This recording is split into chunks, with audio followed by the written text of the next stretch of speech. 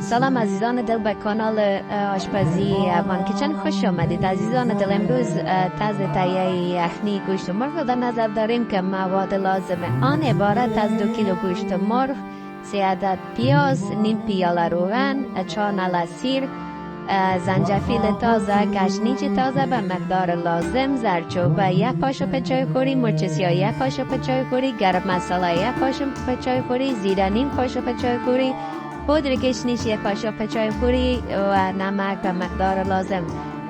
عزیزان این یخنی خیلی خیلی خوشمزه و خیلی امروز درست می شود، پس بیایید با هم آن را درست کنیم.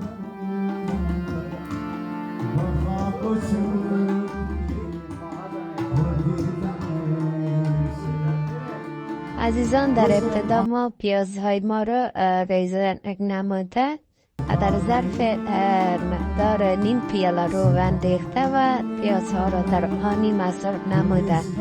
سپس 1 قاشق بزاخوری زردچوبه اضافه میکنیم و بعد آن گوشت مرغ را اضافه کرده و حسابی آن را در روغن سرخ میکنیم.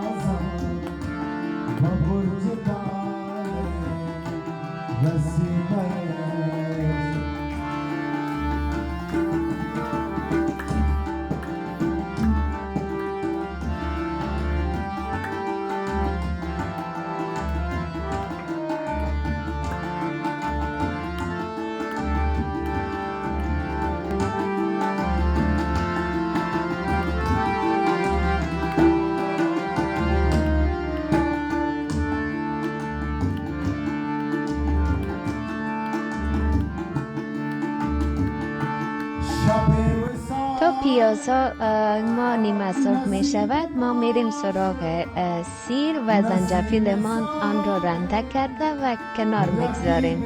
سپس گشنیج تازه را همچنان ریز نموده و کنار میگذاریم تا نوبتش رسیده آن را اضافه کنیم. شب وصال نصیب ماش نسیم سانه رکین ماش بخون بغیر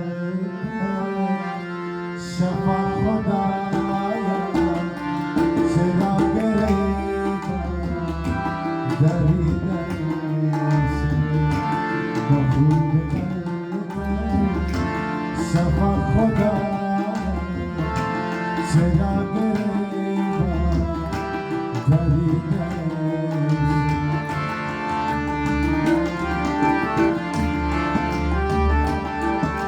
دوستان عزیزم که در تصویر میبینید پیازا نیمه سرخ شده. حالا 1 قاشق چای خوری زردچوبه به آن افزوده و سپس مرغ را اضافه میکنیم و قشنگ سرخ میکنیم. نسوی ماست روان بطان ندر کنیسا کنم بادر.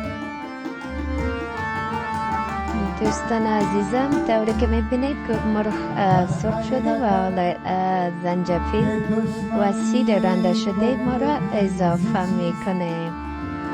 از یک چرا بابا بود خانه روشنه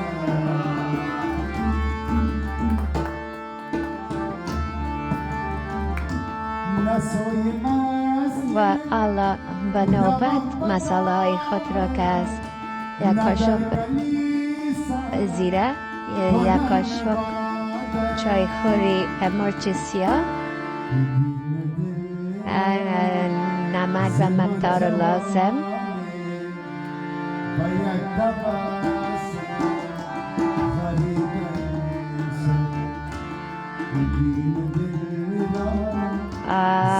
گرم مساله 1 قاشق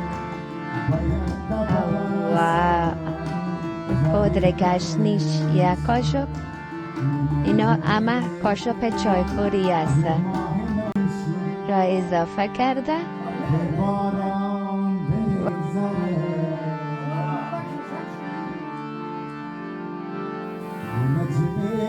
عزیزان دل ما به حمایت شما سخت نیازمندیم. لطف نموده چینل ما را سابسکرایب نموده و با دوستان خود به اشتراک بگذارید و زنگوله را هم فشار داده تا از ویدیوهای جدید ما با خبر شوید.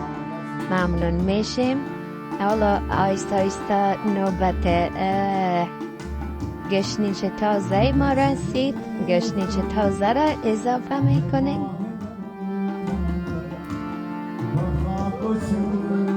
عزیزان موزیک بک‌گراندی که میشنوید یکی از دوستان عزیز ما هنرمند نو و خوش صدا و با استعداد ما فهیمجان کوهستانی هستند که لطف نمودن اجازه آن را برای ما دادن تا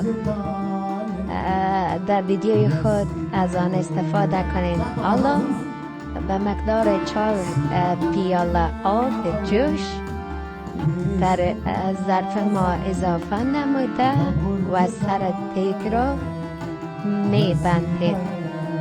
و مدت 20 دقیقه صبر می نماییم تا گوشت مرغ ما قشنگ جا بیفتد و بپزد. بعد از 20 دقیقه یخنی ما کاملا آماده سرو کردن است. عزیزان دل، خدا کند که از ویدیوی ما لذت برده باشید. تا هفته بعد تا ویدیوی دیگر، خداوند یار و مددکار شما عزیزان. خدا حافظ.